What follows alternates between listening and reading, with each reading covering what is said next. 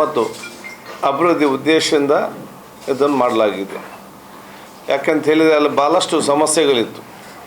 ಮನೆಗಳ ಮೇಲೆ S T line ಹೋಗಿದೆ, ಟೆರೆಸ್ನ ಮೇಲೆ ಎಲ್ ಟಿ ಲೈನ್ ಹೋಗಿದೆ, ಕಂಪೌಂಡ್ ಒಳಗಡೆ ಕಂಬಗಳಿದೆ.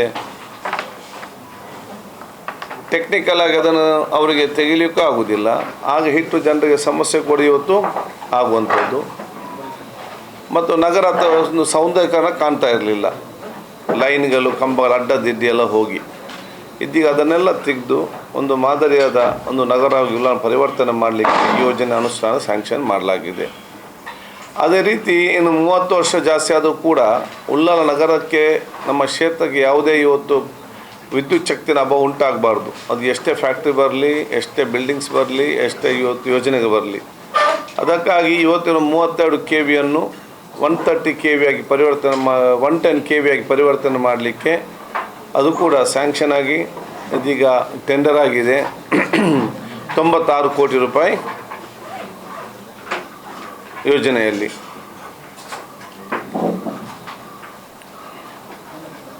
ನಮ್ಮ ಕೋಟೆಪುರದಿಂದ ಉಳ್ಳಾಲಕ್ಕೆ ಸಂಪರ್ಕಿಸುವಂತಹ ಒಂದು ಐತಿಹಾಸಿಕ ಒಂದು ಸೇತುವೆ 252 ಕೋಟಿ ರೂಪಾಯಿ.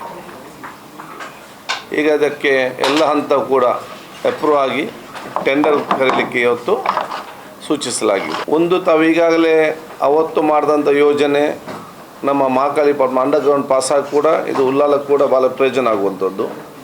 ಈ ಒಂದು ಬ್ರಿಡ್ಜ್ ಆದರೆ ಆಲ್ಟರ್ನೇಟಿವ್ ರಸ್ತೆ ಮತ್ತು ಹೈವೇ ಬಿಟ್ಟು ಒಂದು ಗ್ರಾಮದಿಂದ ಒಂದು ಗ್ರಾಮಕ್ಕೆ ಸಂಪರ್ಕಿಸುವಂಥ ಇಷ್ಟು ದೊಡ್ಡ ಸೇತುವೆ ಎಲ್ಲಿಯೂ ಕೂಡ ಇಲ್ಲ. ಇದು 1.5 ಕಿಲೋಮೀಟ್ರ್ನ ಉದ್ದಷ್ಟು ಎಷ್ಟು ಇದು ನೇತ್ರಾವತಿ ಬ್ರಿಡ್ಜ್ ಇದೆಯಾ ಅಷ್ಟೇ ಪ್ಯಾರಲ್ ಆಗಿ ಬರ್ತದೆ ಮತ್ತು ಸಮುದ್ರಕ್ಕೆ ಅಷ್ಟೇ ಹತ್ತಿರದಲ್ಲಿರ್ತದೆ.